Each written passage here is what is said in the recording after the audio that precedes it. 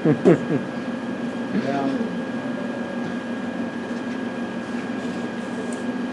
afternoon, everyone. I would like to welcome you all.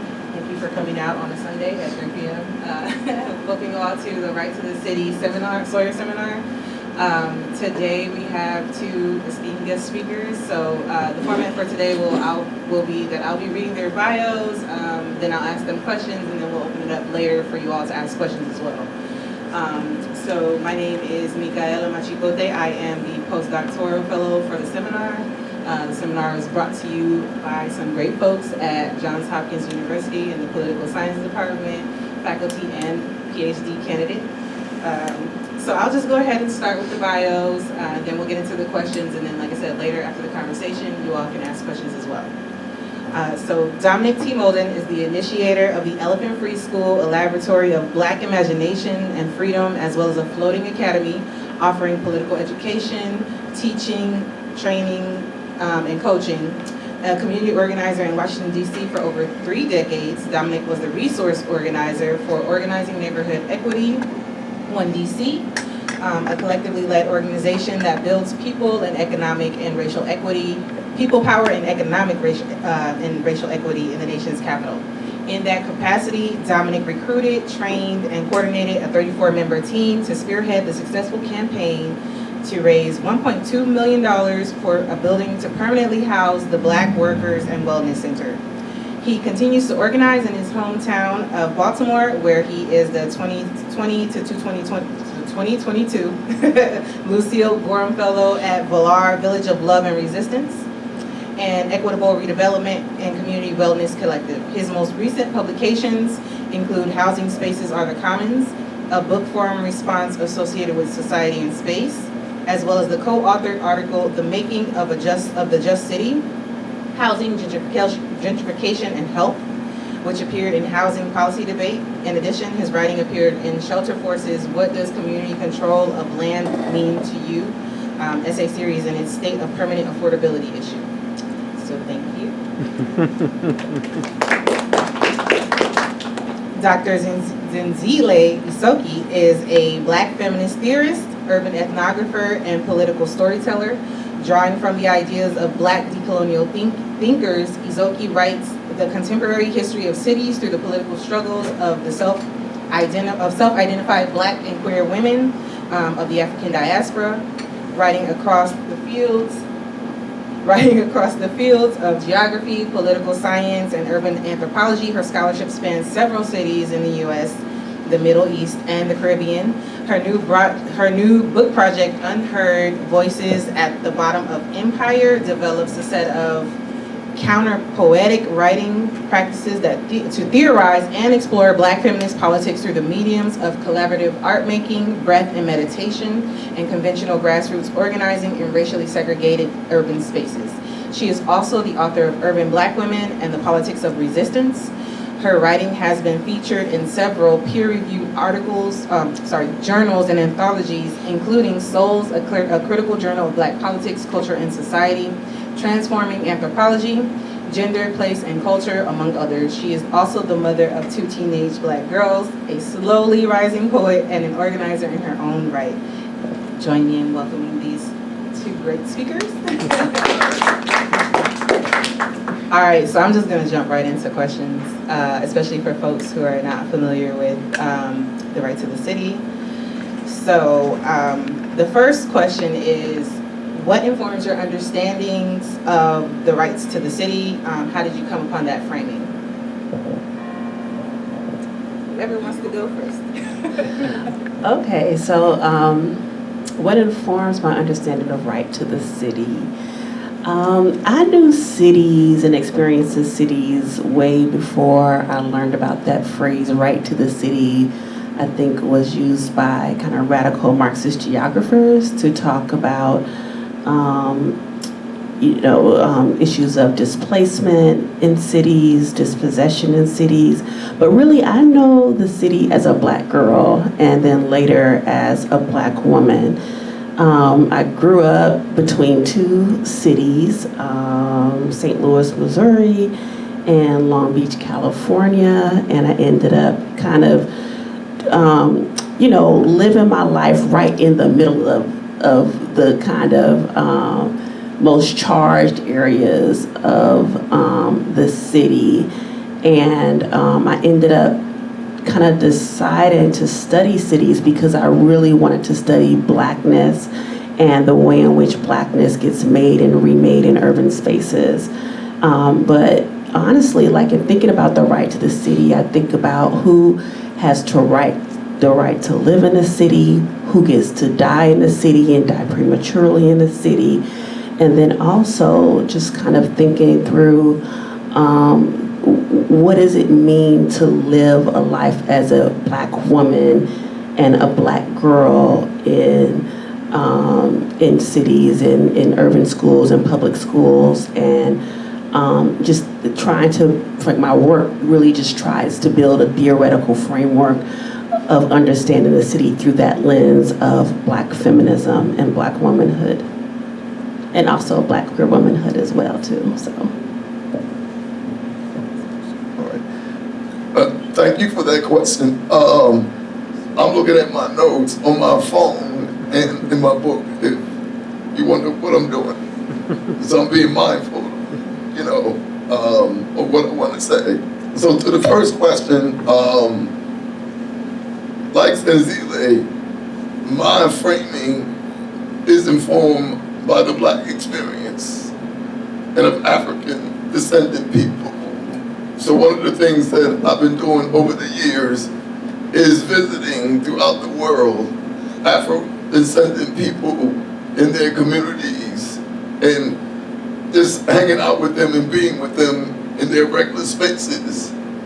But what informs that is my understanding of internationalism and the politics of internationalism that intersects with gender, race, class, and space, meaning cities.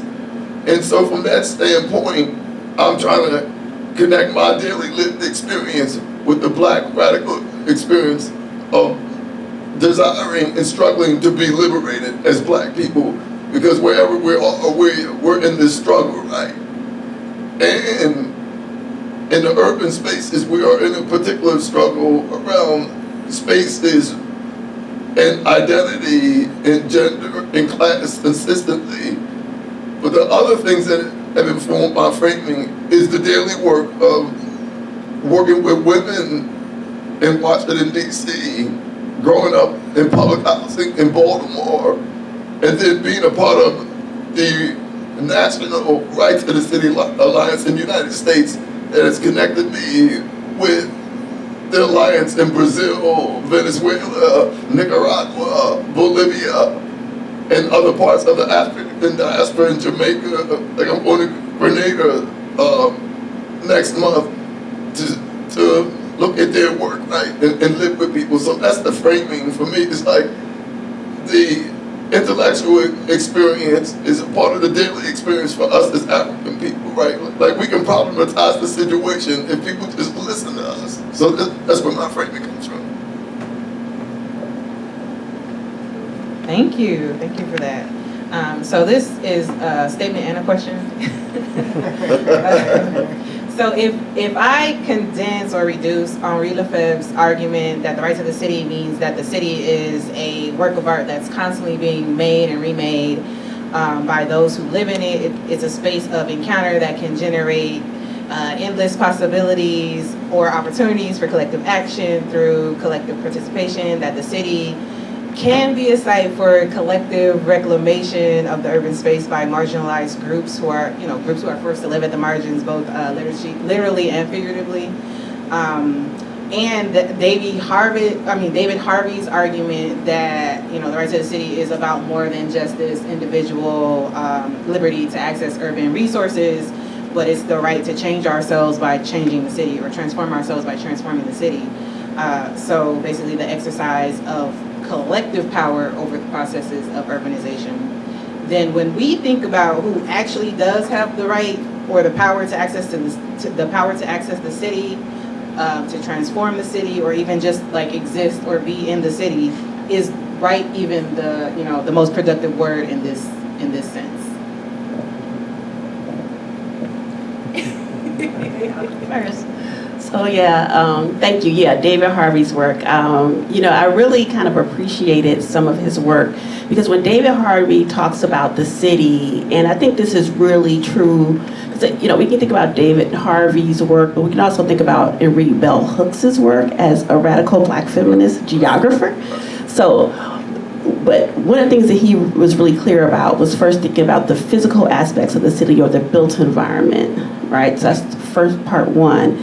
And then you can look at the symbolic relationship that folks have to the city. Like what does the city actually mean and how does it mean to different groups of people? And for my own work, I'm thinking specifically about Black women and my work. My first book was in Newark, and then I've also done stuff in different places, which I can talk about. But then the last part is just the affective relationship. So how is it, like, how are people emotionally and affectively tied to the city? And I think that is what really helps to define how it is that folks relate to the city. So whether it's a book space like this makes the city feel different, safe, culturally relevant and responsive, and giving us something that oftentimes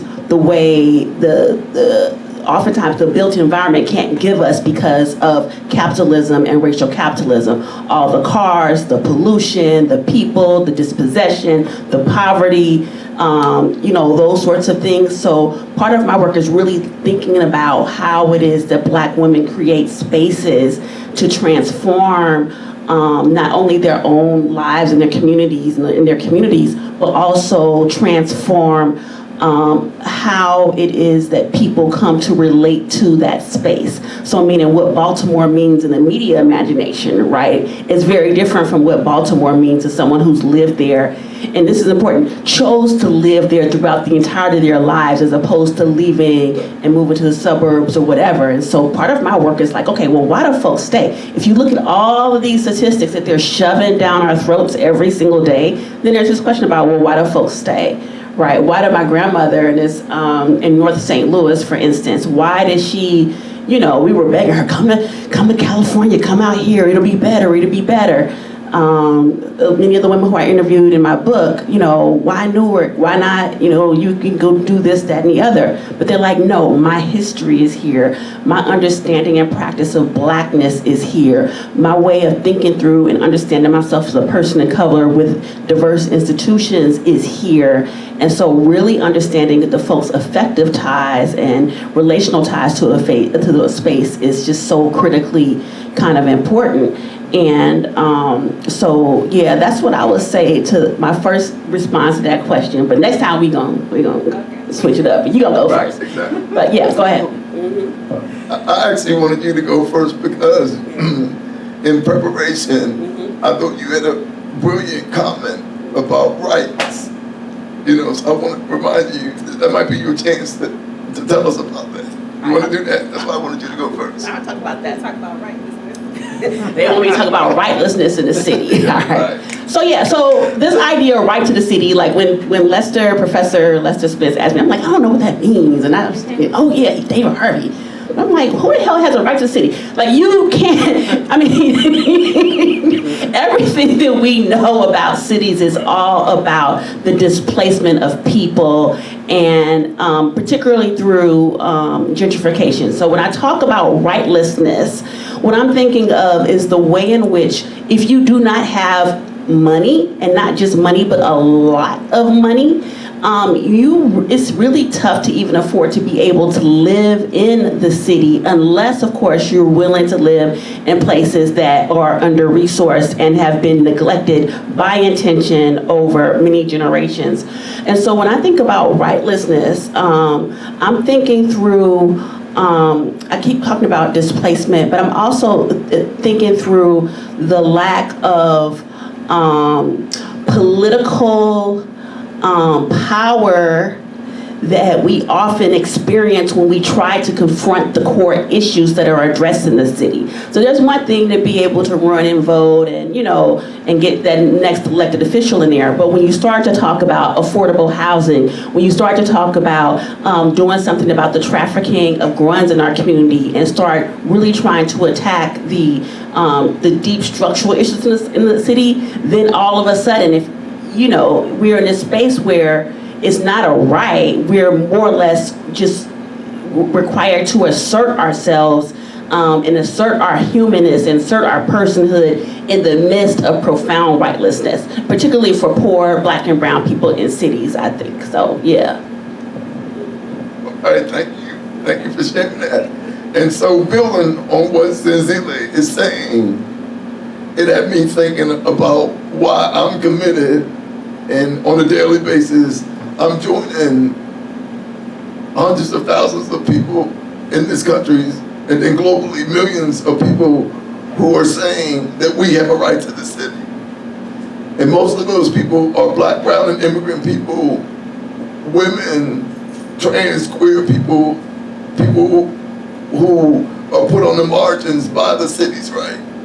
And especially in places like Baltimore and DC, it's large families too, right? So we're trying to tell people, well, 1.5 people can live in this location, or a family and 2.5 children, that kind of nonsense, right? So it had me thinking, so what am I fighting for, right? And what I realized is, and I actually got it in my notes, you can see it right there, power, right? That's what this is about. The question is actually, we might not have rights.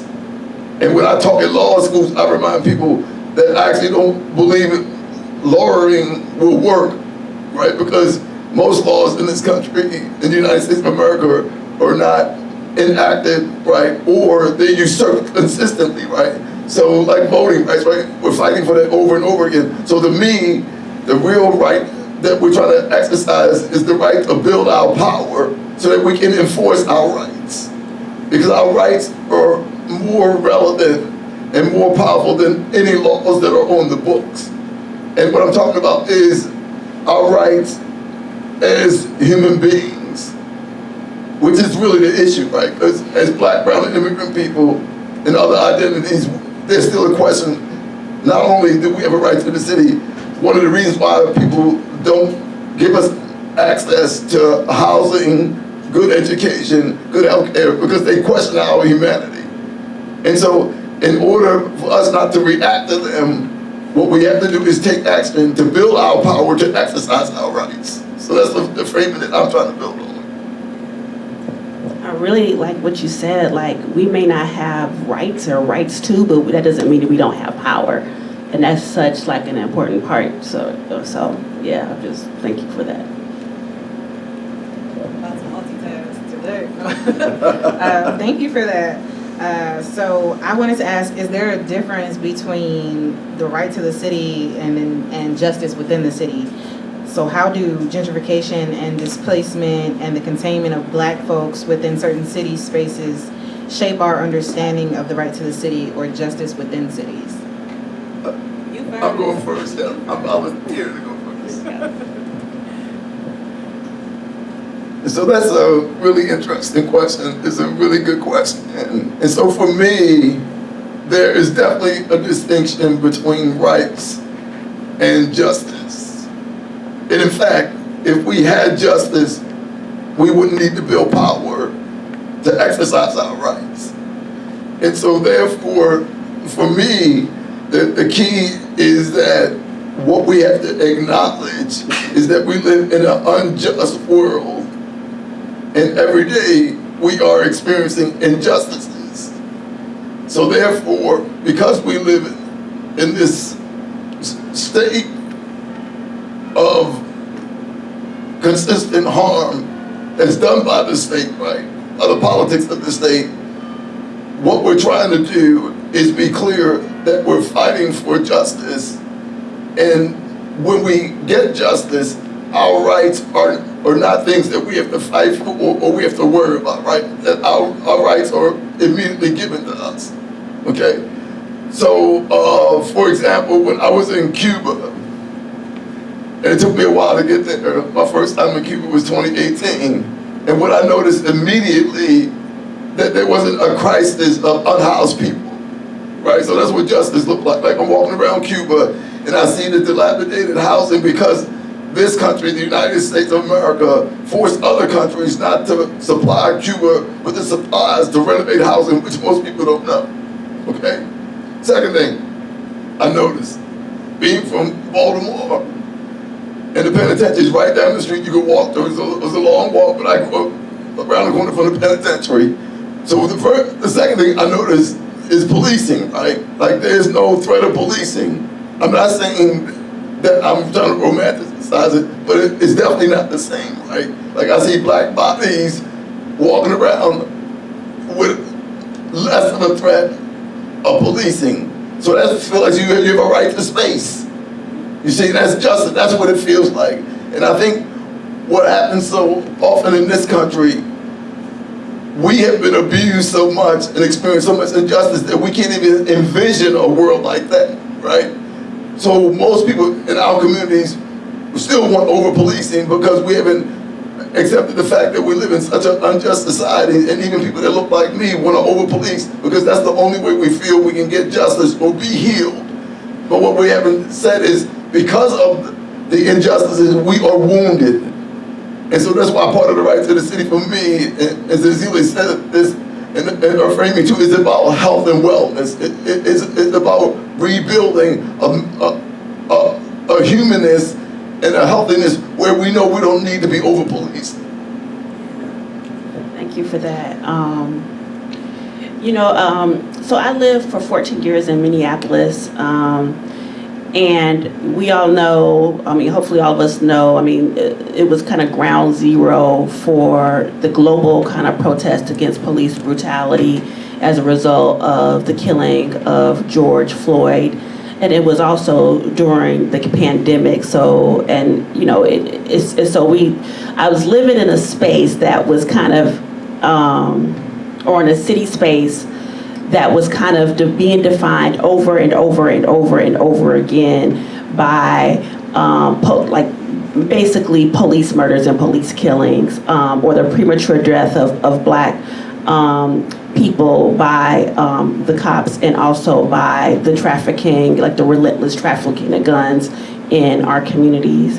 And so when we think about justice, for me, we have to redefine what we mean by justice, because a lot of times when we think about justice, we think about it in relationship to a legal system which was really designed to keep poor people rightless, okay? So when we think about justice, for me, and I think about it in relationship to some really tough issues. So, and this is where it gets back to thinking about black girlhood, and the sexual abuse of black girls and the adultification of black girls, whether it's in homes, whether it's in communities, whether it's in schools, whether it's in families. And so as a sexual abuse survivor, when I think about justice, I do not think about the police, the jails, and the prison system as being able to provide anything other than incarceration as a solution or as a response to the harm that I experienced. So when I think about justice, I think about justice as care, right? Justice as accountability. So as care, like how is it that in the face of enormous social violence that one can learn how to be cared for and also to care in the face of a kind of a horribly oppressive environment. The second is thinking about justice as accountability, being able to tell the truth, have that truth be heard and respected, and being able to kind of create spaces where there is some type of accountability. And also kind of important is like thinking about justice as compassion. So learning how to relate and exist in the city in a way that values respect for life, respect for other people's humanity, regardless of their background, their gender presentation, their skin color, their citizenship status. It goes kind of on and on.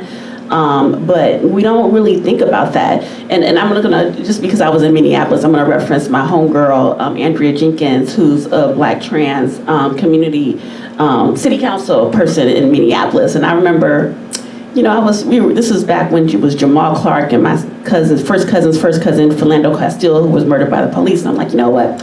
Why don't they just ban guns and like make it illegal for cops not to use guns in cities, right? Why not do that?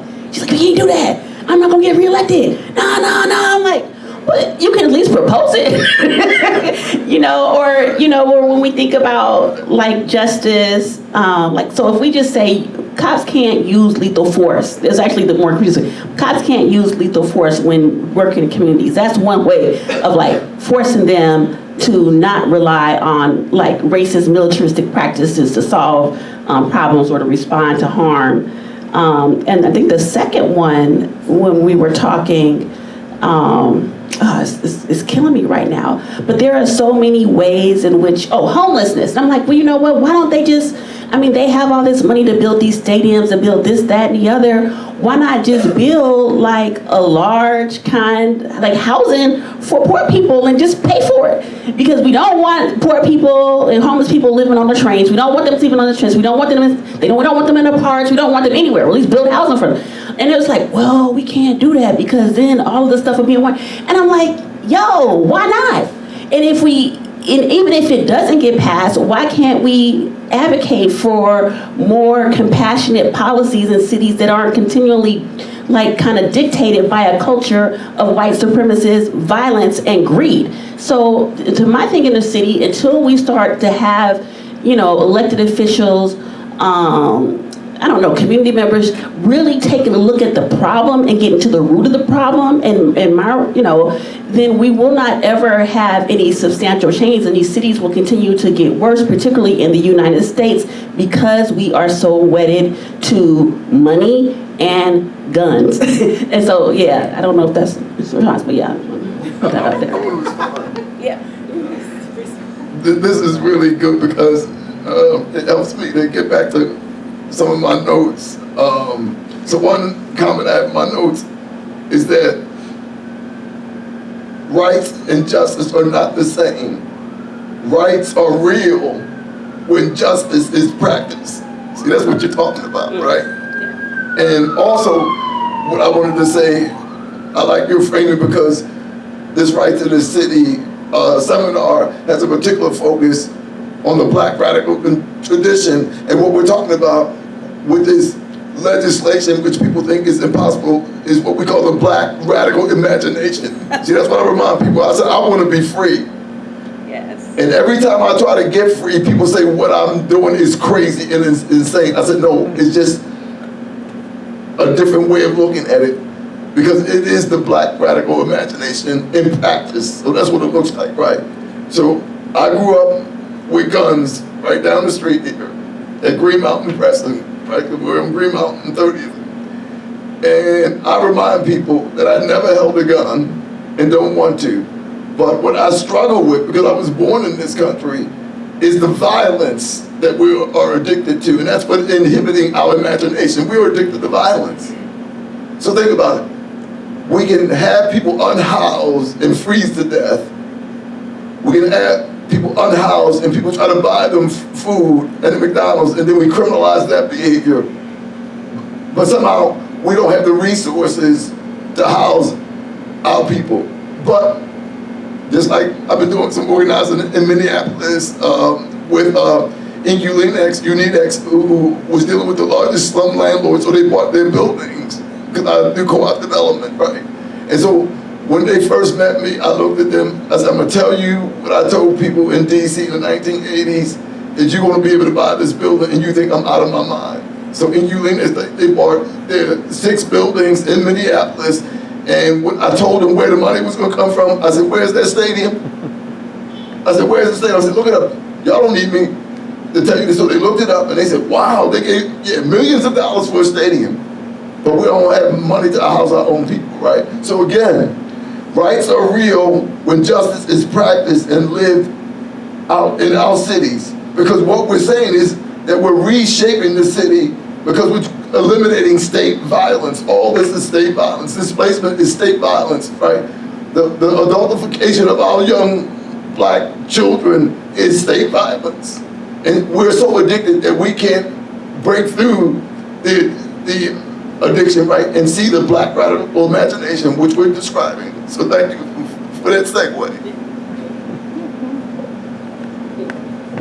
Oh my God, yeah, there was so much to draw from there, so I'm gonna pivot to pedagogy.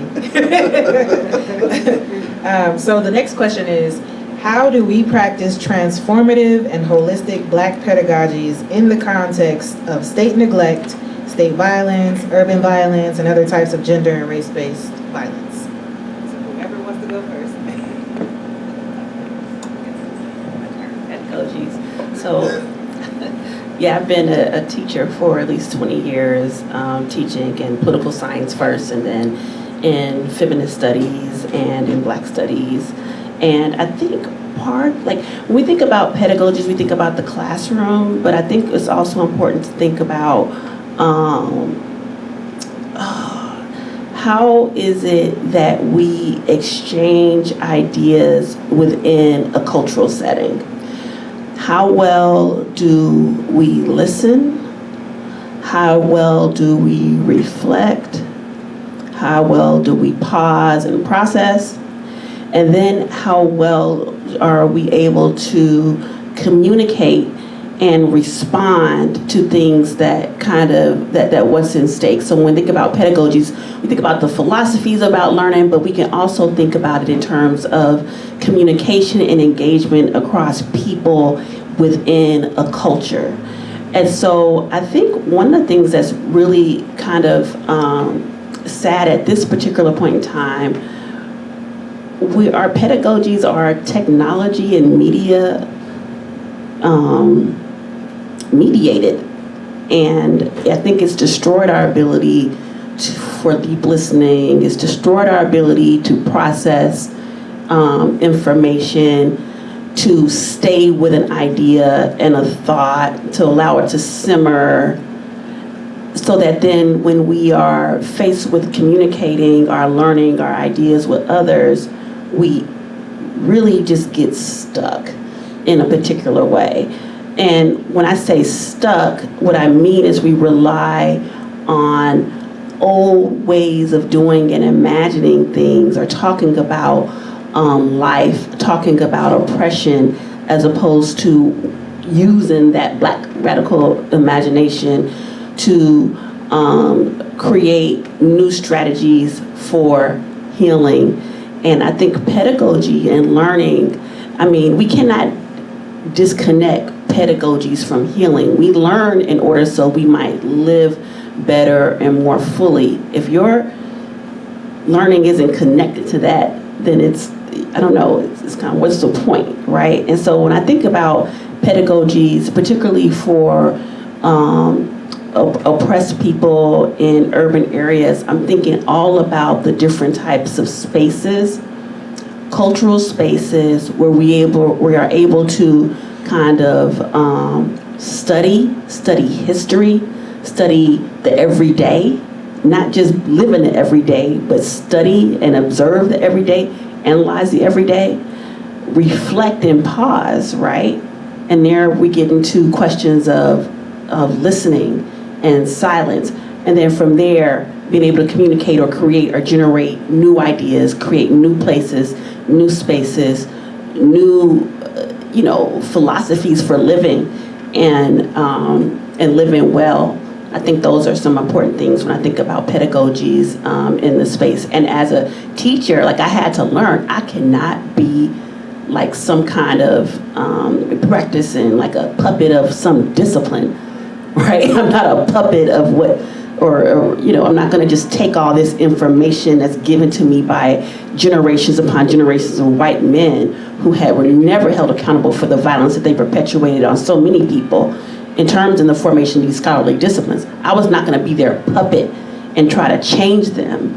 Rather, I will listen, take what I need, assimilate, and build something new. And I think that's where Black feminists and Black queer philosophies, theories, but also pedagogies come from. And I think that there is a huge, these folks on the wall here, like Harriet Tubman, they got John Henry Clark, W.E.B., They's missing some folks though. They're missing some women. Ida B. Wells and other folks, you know, who have done this and who have modeled this. But it's really about studying the everydayness of our lives and building theories, but also building learning and building ideas from our own history. So that's what I kind of think of.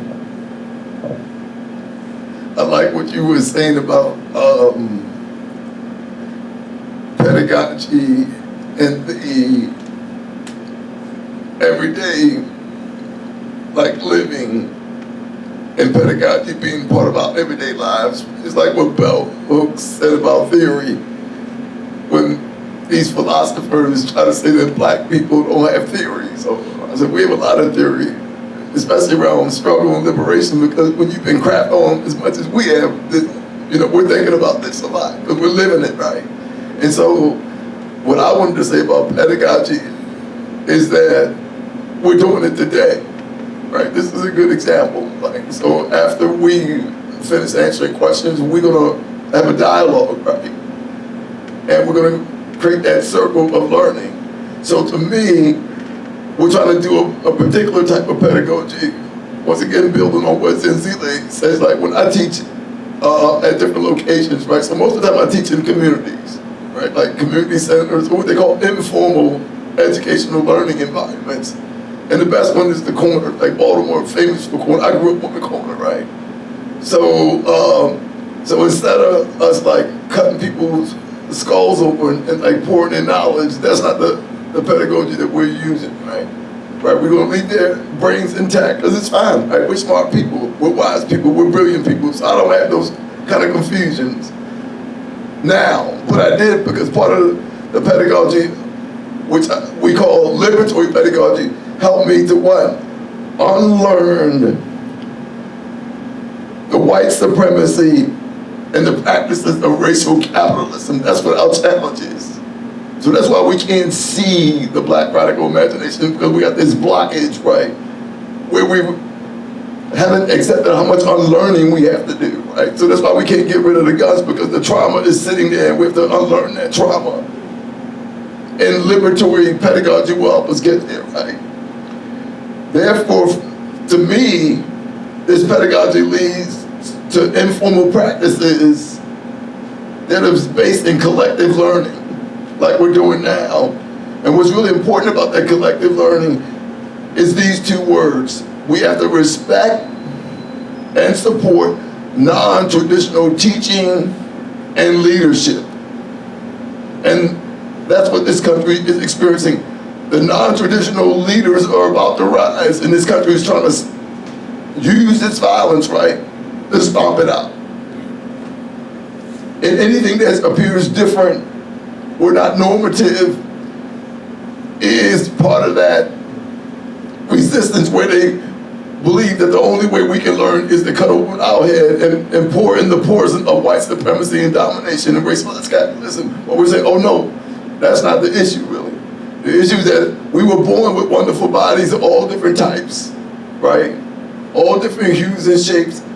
But if we dealt with a liberatory pedagogy where we said we have these wonderful people, and wonderful they are, and brilliant, just let them express themselves, listen to them first, right? Maybe they're not reading, maybe they're drawing, maybe they're dancing and singing and telling you something and teaching you something, right? Maybe they're telling you stories, right? So these are all ways that we need to engage in more deeply to get to our liberation. And the formal settings are just part of the learning, right? Most of our learning globally, people know this, is learned informally, right? Just travel the world. The brilliant people, some of them are at the universities, but the people in the university know that they need to go to the villages and the cities and the corners and find people, right? And the other places. So that's why this is a really, really profound question. And what's really important about it is that we can get there if we all unlearn the bad pedagogy that we are taught and ingrained in us, and then open ourselves up to the healing liberatory pedagogy. Sure, and then I just want to add, like, being able to foster curiosity, like being in social and cultural spaces that foster curiosity and allow folks to satisfy their curiosities. That means asking questions, doing research, but doing it not so you can find the answer, but so that you can learn how to ask better questions about what it is that we haven't learned, or better questions about what needs to be unlearned. I think is so important about pedagogies as well too. Thank you. I'm going to keep going on pedagogies. What's coming up for me is thinking about love and pedagogy similarly, especially thinking about the way, for me, Black love is also something pedagogical. So my question is, how do we do that unlearning, right? Like, how do we teach each other to learn love and practice love in a city space that negates and even punishes Black love, Black queer love, or Black love as queer? So there's a lot going on.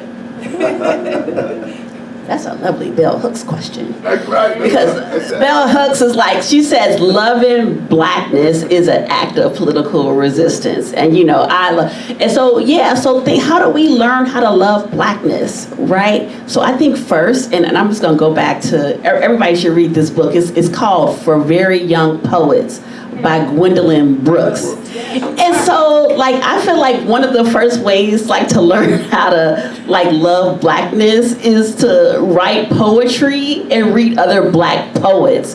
Because the poets have a way of talking, and I got some poetry here that I might read, but it's I feel like you have to be able to express your ideas and find language in which to express them. And so one of the things I started doing, this is back in 2013, 2014, I created this class called The Black Femme Poet. And I don't have a background in English. I was not a published poet at that time, but I'm like, well, we're gonna read Black poets as political philosophers. So reading Gwendolyn Brooks as a geographer, reading Sonia Sanchez as, this is a Black political philosopher. So looking at, Nikki Finney, but before that, Nikki Giovanni. I'm just going through this whole syllabus. But it was and I got to allowing young people, my students, to write poems because they were tortured by the formal essay. Trying to get folks to write an introduction of the intro to body and this and quotes.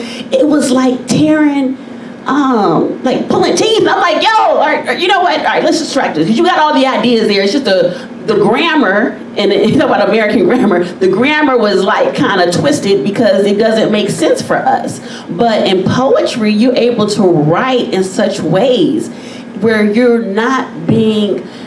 ideas aren't being over-determined by a linguistic structure that's foreign to you. And so when I'm able to get young people to get their ideas out and just go, you can't figure out how to write that brilliant transition system, just go ahead and go into poetry and say what you need to say, clean that stuff up, and pull it through there. And the reason I say that is because when we're able to really value our own ideas and take time to really work with them, poets, poets are not like me, but great poets, they just, they can just do a lot with so few words, and it's because they're able to play and they can go back.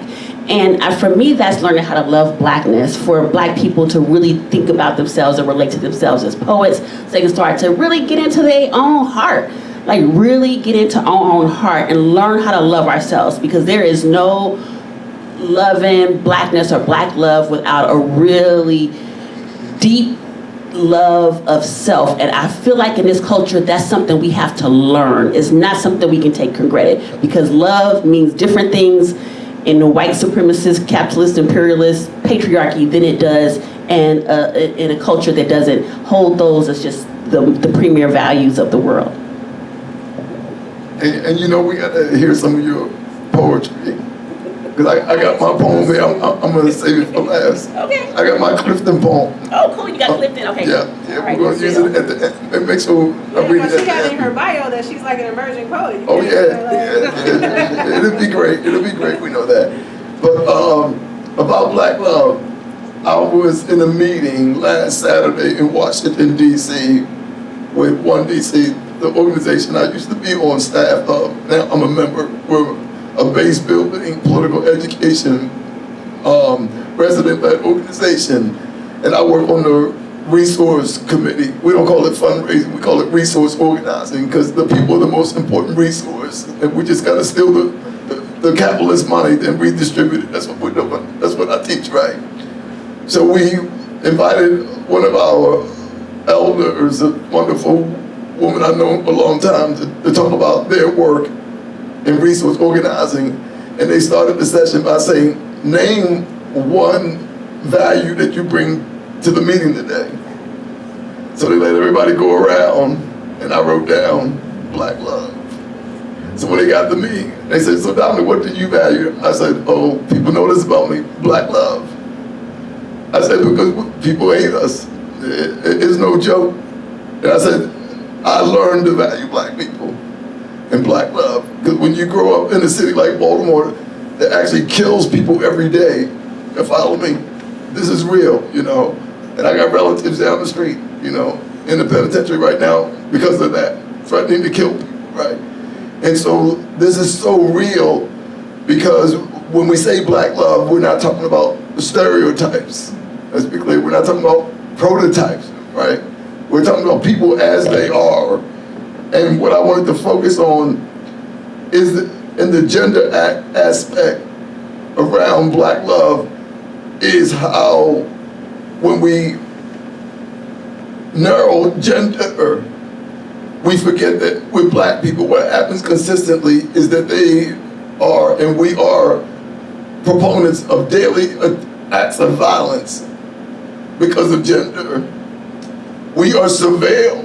You talk about surveillance. There's a whole industry called surveillance capitalism, right?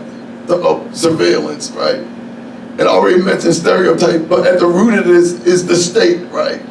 And how the state teaches us to consistently police Black bodies, and we do it to ourselves, right? Because we're part of the sickness. So again, the liberatory pedagogy is needed to unlearn that policing and get to the root, like Ella Baker said, the radical root, which is that we have to love each other, right? So then rights and justice are possible in a world that says that Black love is impossible, right? You know, so I remind people, and I'm going to end with this comment, just turn on the TV. And it's one of the reasons why I've never bought a TV in my life.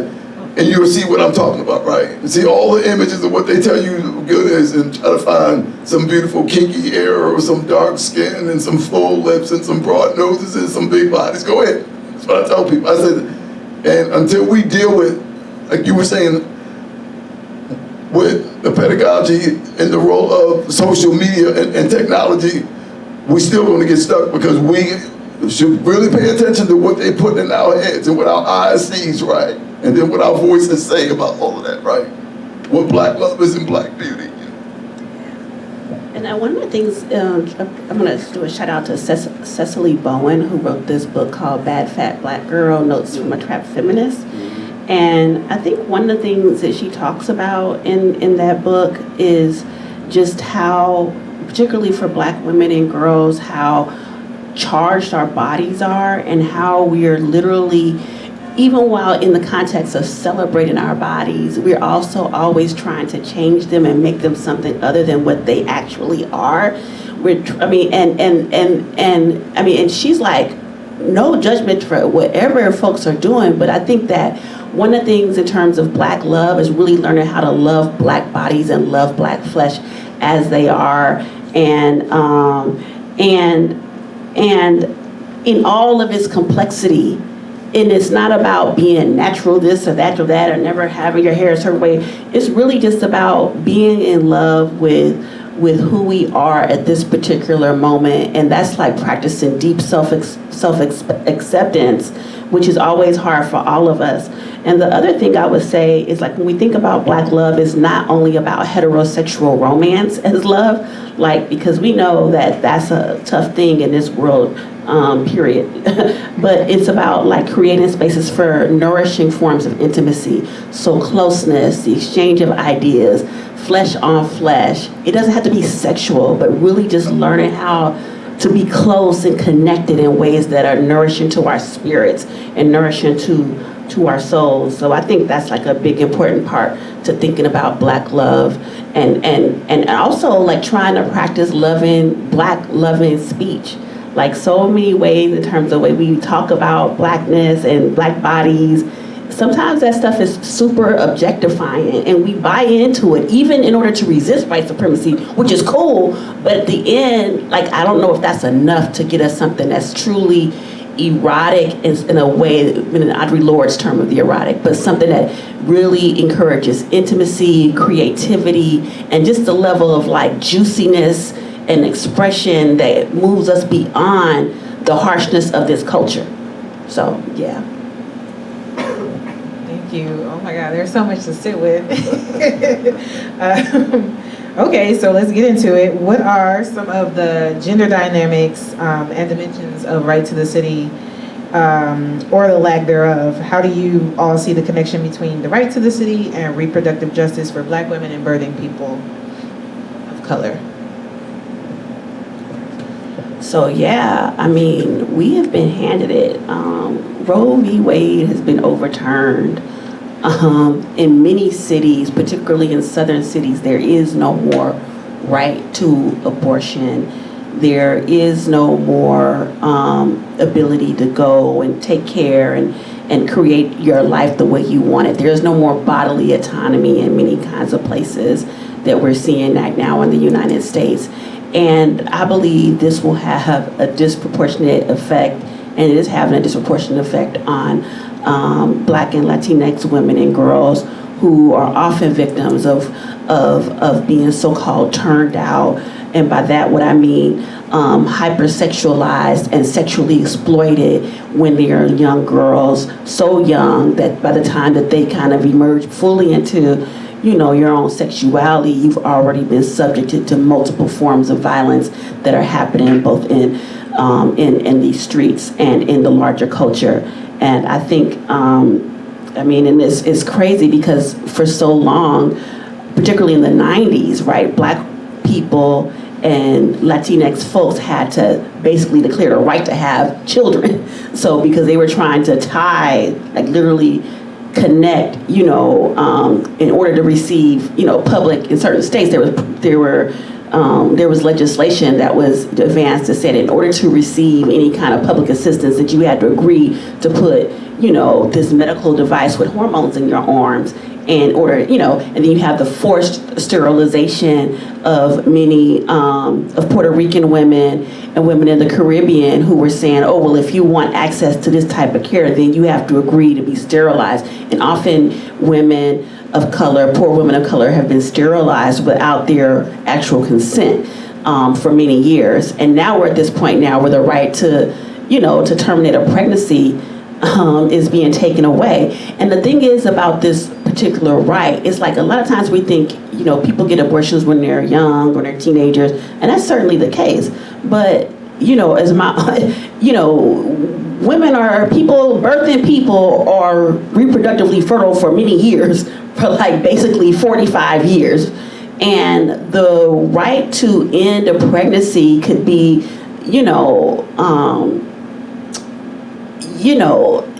that to be able to do that in your 20s and 30s could be the difference between having a successful career, escaping an abusive relationship, or just having an opportunity to live your life the way you want and being basically emotionally and physically and economically trapped for many, many years as a result of having a child that you do not, you cannot and do not want to be able to kind of care for at that particular time in your life. So I think that until, folks who are doing urban politics, start to really think about how it is that reproductive justice issues impact Black and Latinx women, particularly, and queer folks, birthing people, then we will kind of continue to just have these issues just fall to the wayside and marginalized. And I mean, we don't know what the impact of this is going to be like 10 or 15 years from now.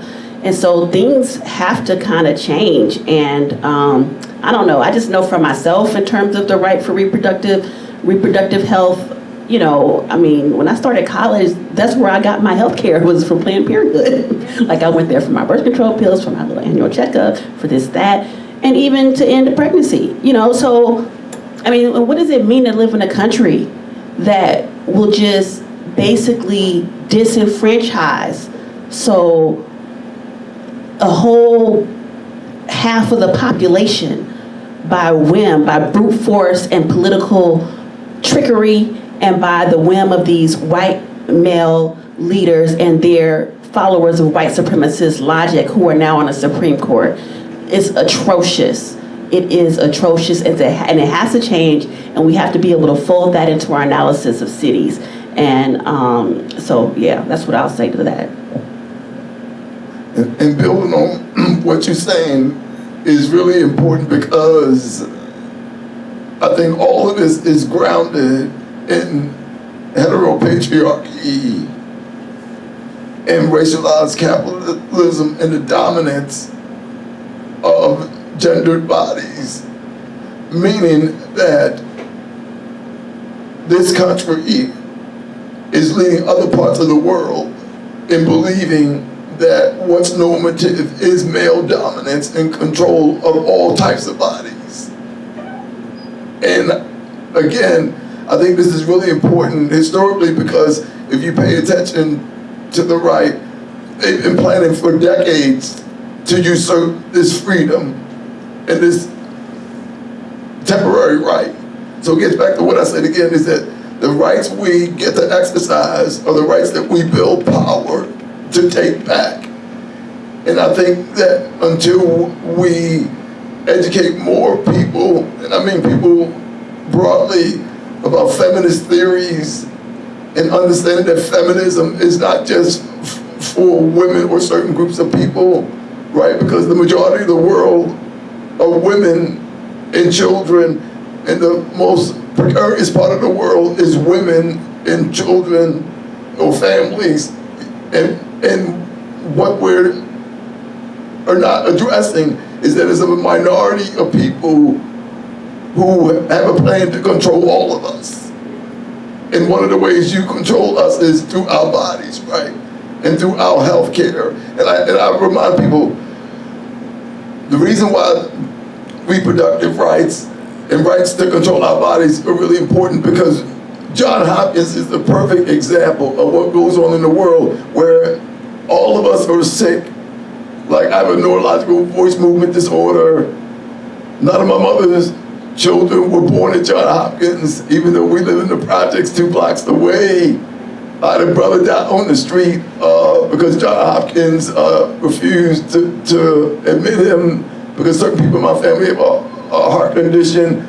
In my family, we have children very young, okay? So like you're saying, you know, and what I'm saying is all this exists because if you're sick, you can't fight back at full strength. That's the part that we're missing, right? And so these people want us to be sick, and they want us to be divided, and that's why with reproductive right, it just can't be like a women's issue or birthing people issue, right? We have to unite on these issues. It has to be a human issue. That's what I'm trying to get at. It has to be a human issue, and humans are wonderful, complex, and very diverse and unique, and that's the world that they're trying to run away from, right? None of us in this room are the same, and that's what makes us wonderful. But somehow they try to create a world, right, where they believe that, oh, everybody's supposed to look this way, especially black bodies who we're afraid of, and brown bodies, and immigrant bodies, you know, we're trying to control them. And it's a very, very serious issue. And geographically speaking, it's these folks in these rural towns that are being depopulated because nobody, you know, who are trying to take away people's rights, and it's going to have profound impacts. And like, we really live in a time now where we really have to dig in and struggle, because at this point in time now, there's just so much on the line, and it's literally have been that way for a generation. And it's not clear who's winning and who's losing, because it's so close. So yeah, thanks for that question.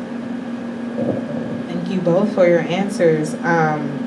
So then, how do organizers negotiate the ways, or negotiate making demands on the state around rights to the city, while also holding that the state is also, complicit in denying those same rights to the city?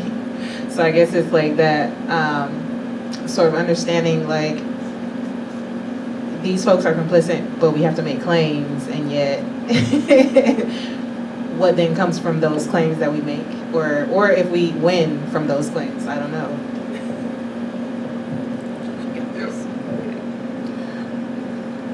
Another great question, thank you. So for us who begin our day organizing, one of the things that we can learn is that everybody can organize. So we need everybody, whether you are a professor, an architect, a store owner. And I'm saying that because all of us are impacted by the state. And what we need to understand is that there needs to be clarity on how we deal with the state. And that clarity is, at the same time, our state government should meet our basic needs. They had no intentions to do that. So we need to be clear about that. So the state is an entity that we should focus on to organize against their injustices. So that's the challenge. Part of that challenge is that we have to make the state obey us. It's like what the Zapatistas say, make them obey. And the way you make them obey again is to build power, right? So to use 1DC as an example again, before the Occupy movement took place, if you Google 1DC and put in 10 cities, you're gonna notice this black-led group, led by working class black women, had taken over what we call land liberation 3 times in DC to make the government obey. And one of those projects 20 years later is finally being developed, and even this week, some of those same people that were involved 20 years ago met with the DC government and the deputy mayor to make them obey. So the point is that we have a state, but we have to always keep the state accountable and fight the state, because the state will never give us what we want until we take over the state and put in people who will listen to us. So that's why politically it's a difficult situation, right? Because as Zenzele said, even in Minneapolis, when you have a person who you think is on your side, because of the fear of the state, right? And the fear of using your black radical imagination, you only go but this far. So I think the challenge is not being afraid and knowing that we need everybody to organize, and to organize consistently, right? So I remind people, as an adult, recently I came back to Baltimore to organize. I organized here as a teenager, right down the street, like I said. The penitentiary was here, the community center was 2 blocks away, I lived 1 block away, and we call it Greystone College. Now they call it the jungle, right? And I got friends that work there, and they said, Dominic, when my nephew got locked up this summer, they said, it is as bad as you think it is, or it might be worse. These are people I grew up with, right? That's what I'm saying, and this is what we're living in this country.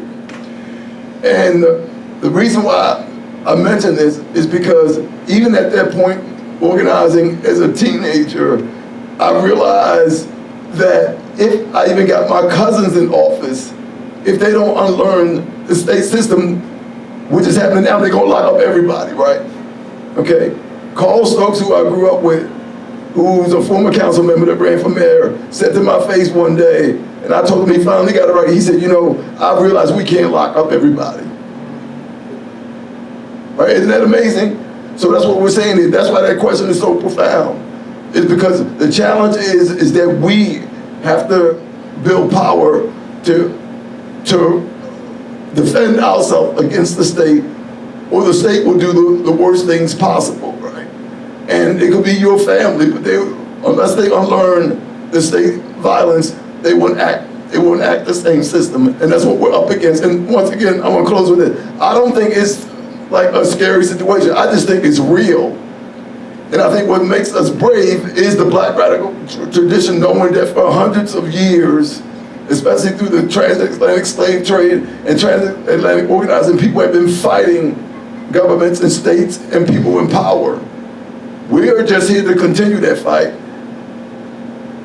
We actually have more resources if we listen and build more power. And one of those resources is the Black radical imagination, saying that we're not asking to do what's possible. We're asking the state to do the impossible, which is take that money from the wealthy people, the billionaires, like they did in Los Angeles 2 years ago. They gave $1 billion to Kroenke to build that stadium in Inglewood, right? You see it on Monday Night Football, and I'm thinking, and they displacing all these people, and we have people who we need to help, right? Reproductive rights, health care, education, housing, good jobs, right? Good education. And we say we don't have resources. Yes, we do. We have to make them, like those appetites say, obey us. Yeah, that's a tall order.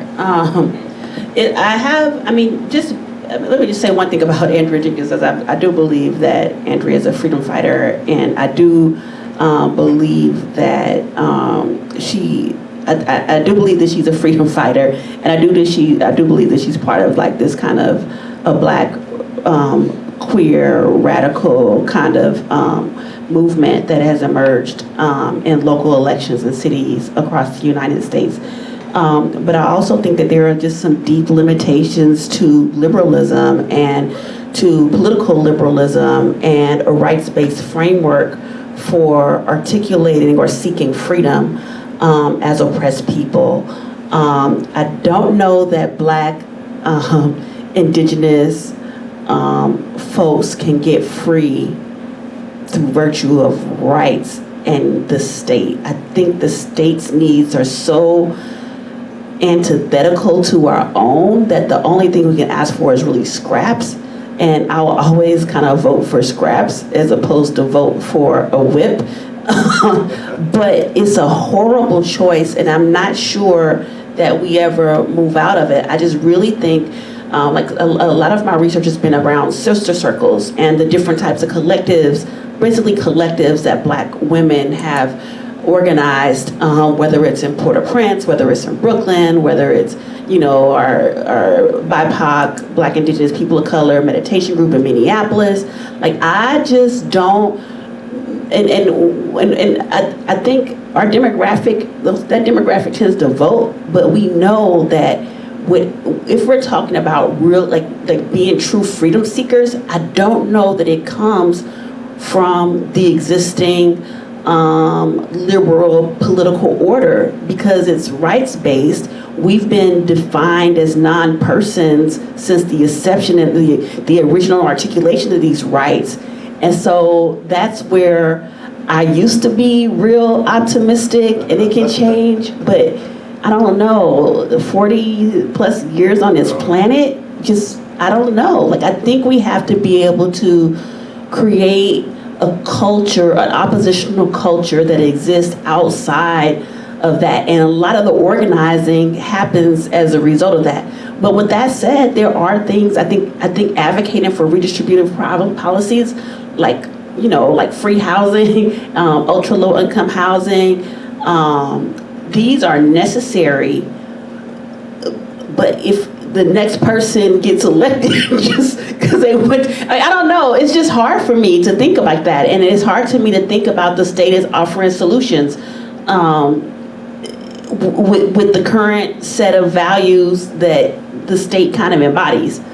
But so that leaves me kind of pessimistic. And so it's really like, when and I'm in this like real kind of, strange zone now, because we're in midterm elections and who's going to take over but the thing is, like, I don't know, like, how different will it be? Like, I don't know. So I don't really have an answer to that question, to be honest, because I But one thing I can say, I'll just say this, like, it's nice not having to pay student loans for the past 2.5 years, even though they raised the prices, so they take that money back anyway. But it's nice. And it helps to have politicians in there who will do something that lifts the yoke, like, a little bit. But just understanding that it's about whether that yoke is on tight or whether that yoke is loosened up so we can breathe a little. And I feel like that is what this culture offers us as oppressed people, Black and brown people. So yeah, that's what I think. But I don't have a good answer. I think that was a good answer. Your answer was good. And I don't necessarily see your response as pessimistic. I'm very optimistic. I tend to lean that way. But during the pandemic was the first time I have a lot of friends that suffer from severe depression, but I have melancholy though. That's what I deal with. And so I hear your response as being realistic though. You know, not pessimistic because of the whole framing some of your answers today, you know. But I can't speak for you, I'm just telling you what I'm hearing, right? You know. But here's what I want to say though, and why I hear your framing as realistic and not pessimistic is because as I was telling the comrade here that 10 years ago I was trying to go to Chiapas and hang out with the Zapatistas, right, who actually spent 10 years in study and reflection, which most people don't know. I've been to Bluefields, Nicaragua with the Afro-descendant people there. They wanted to keep me there because I understood the land issues and all their different identities, right? And I said, no, I'll be back. I haven't been back. I'm going to get back soon. I've been to Jamaica with the Rastlers, and they built a 300-acre wellness center in the mountains. See what I'm saying? So what I'm saying is if we listen, our people are moving. And my hope and optimistic spirit is from the ancestors, right? Imagine those hundreds of years where people do like, we're never going to get free. You know, and what's shocking to me is, what scares me is that I actually thought I was going to be dead before I see what's happening now, which is that people are really starting to question capitalism, patriarchy, misogyny, and a lot of things. And that's why the resistance to the right is so strong, because it's coming. I actually thought I was going to be long gone. And I wanted to be long gone probably because it's going to be painful, right? Freedom and liberation is painful. And because we're being taped, I can't say certain things because my name been on the list before, you know, when I was involved with some movement stuff. But y'all know where I'm getting it, right? Is that I can say this, the revolution is real and the revolution is coming and it's possible. And some of the people on the wall, like Harriet Tubman was a part of that. Denmark Vesey, who people might not know. Ida B. Wells was a part of that. There's a person named Nanny Helen Barrows, which had the first women's co-op in DC. The building is still existing. We're developing co-ops, right, in DC from the Black Workers and Wellness Center. See what I'm saying? So it's coming, and they're trying to stop it, you know. And so we might not see it, but like the answer said, our spirit will be there, you know. So I like what you were saying, because we got to keep it real too. You know what I mean? Got to keep it real because we are suffering, and I don't believe in suffering. You know, I'm not one of those people. I'm not into black suffering. I'm into black love and the black happiness. That's what I'm into. That's why I'm so optimistic. You know. I mean, I like that answer. I myself am researching Black women, Black queer women, creating spaces for Black queer folks and people of color to exist outside of these institutions that don't serve us. So I'm all about that. And also to talk about COVID, right? Like to talk about illness. COVID-19 has affected us in so many different dynamic ways. I mean, it's still affecting us, although we are going about life as though it is not. So what are some of the experiences of folks that you've worked with? What have their experiences been along the lines of access to the city during COVID? Like initially when it started, through COVID, and also now? You mean access like city services or just Anything. access to city space? Or? Space, services, resources, everything. Yeah. I can go. Yeah. Okay. I'll be brief for this one. Yeah, so COVID is real. It was real, and quite a few people I know died. In fact, a guy that I grew up with at Greenmount in Preston, walk straight there, you see that corner, his brother actually is a sergeant in the jungle. Right now, he's been there 20 years. He died from COVID, and my friends in Baltimore are all upset because he, like me, had the preconditions, right? So I had cancer before, I got a neurological voice movement disorder, you know, he had hypertension and some other health issues and didn't get the proper treatment, you know, but we're right down here near Hopkins, right? You see what I'm saying? And so that was hard, and I actually was a fellow with the Right to the City Alliance, and I loved our people with them because when I resigned, they all showed me love. I said, I'm trying to get ready for COVID. I left One DC as a paid staff person because I promised to spend my time loving black people, you know, as a member of One DC. And because I need to travel with Right to the City Alliance Fellowship, I said, I'm going to resign because I need to be able to support people in Baltimore and DC. And then the first case came from a member in DC, her daughter, who went back down south where they were from, didn't get the proper medical care. And one was one of the first people, 20-something years old, died from COVID. Kirk Gaddy, from the Gaddy family down the street here, was like 52 or 53. My last cousins that died from Cherry Hill, where Eric Jackson works, died last February from COVID. His daughter got it because she was a working class, retail worker, and brought it home, and everybody got sick. But my cousin, Paul Moulden, had hypertension and some other conditions, so it's real, right? But see, COVID is one of those things that taught me to go look around the world. So I started looking at one of my godson's mother people in Grenada, right, in the new Jew movement. I remember the wrestlers and the time and fellowship that they shared with me in Jamaica. I remember the Bluefield Afro-descendant people in Nicaragua. So this is what I do. I remember all those people who took their suffering and created joy and power out of it, right? And so, to me, here's the end result, the upside, is that the Village of Love and Resistance, where I'm doing my fellowship in Baltimore, we had, it ended recently because of some food shortages, but we did mutual aid. On Fridays, I go to DC, stay there. Sometimes I'm doing mutual aid with the Ward 6 Serve Your City Mutual Aid, right? Who are going to be working with young people to create a technology co-op in the Black Worker and Wellness Center. So what I'm saying is, from our suffering, unfortunately, comes some freedom and liberation, but we got to fight for it, right? And so the big thing that I'm going to end this comment with, which we need to continue, which is part of our Black radical tradition, is that mutual aid is not charity, it's solidarity. That's the thing I'm taking away from COVID, is that all of this suffering, we have to love up on each other. And the other thing I'm going to say, because I wrote this down twice and didn't say it, but you mentioned all of this is care work. So as an organizer, people tell you, I view myself as a care worker. That's what this is. We're caring for each other. So it's not charity liberalism, it's the radical practice of solidarity in our toughest moments, right? We have to be there for each other. And when we fight for justice, that's why there is values for us, even in this uncertainty of rightlessness in the city, that we're fighting for our Black love and our rights as human beings. Thank you for that, Dominic. I mean, you said it right. Like, everything I was thinking of was just really examples of care work, caring for ourselves, caring for our community.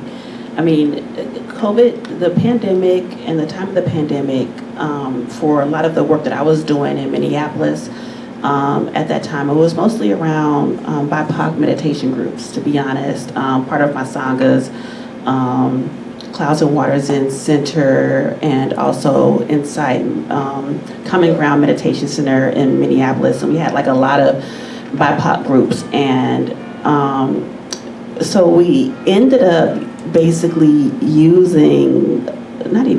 but we ended up taking a lot of our meditations outside and also using our meditation as a form of protest outside. So one of the things we would do is we would be out at George Floyd Square. with our signs, but sitting there as opposed to like yelling and screaming and, you know, whatever. We would just sit there with our signs, stop killing Black people. And so taking meditation outside of the privacy of our homes and taking that in the streets was one of our practices, because we could do it indoors, but then we were separated from the community. And so these were, you know, my Dharma friends and who we was trying to get out anyway. So it was like, oh, we're going to go out and protest. Also like Zoom, which really kind of dissolved different geographical boundaries when we were doing our, you know, different kind of groups that, you know, different types of sitting groups, like BIPOC sitting groups. All of a sudden, people found us from places like Brazil or California or Texas. And so, you know, we just never knew who was going to show up. And during those throws, particularly after George Floyd, and the different, you know, in the rebellion, and then just all the stuff that was happening in Minneapolis, we had a lot of solidarity from people who were just coming from all over. And therefore, the sitting group wasn't based upon our kind of usual geographic boundaries, but really based upon people finding us. And then also like understanding like the politics of checking in on your friends, checking in on your neighbor. How are you doing? You want some of my soup? You want some of my cream that I just made? You want some cupcakes? You know, and that was kind of an important part to COVID. And then the last thing is like really, I mean, as horrible as COVID was and as difficult as it was, we did in certain ways have the opportunity to rest, and really thinking about rest itself and slowing down as a political ethics and a framework for resisting white supremacist capitalist heteropatriarchy. You know, that helps. But all of these are different parts of care work that I think folks were able to practice, even as for many folks were locked away from certain types of service, at least physically. And so that's kind of how like I think about the response, but it was really limited because I mean, it was so much isolation, and the only ways I could stay connected was through these different things or participating in, like one of the first things that we did, like the first night of the video of I mean, not it's so many, it's too many. It was all kind of doing mutual aid work, like going to Costco and dropping off supplies, or doing this, giving money to this. And that money also just came back. Like we also had support to bring in speakers. And so there was a lot of kind of collective sharing of resources that I hope we don't neglect as you know, we come to these different stages of the pandemic. So, yeah. Thank you for that. So I'm going to take time to open it up for any questions from the audience.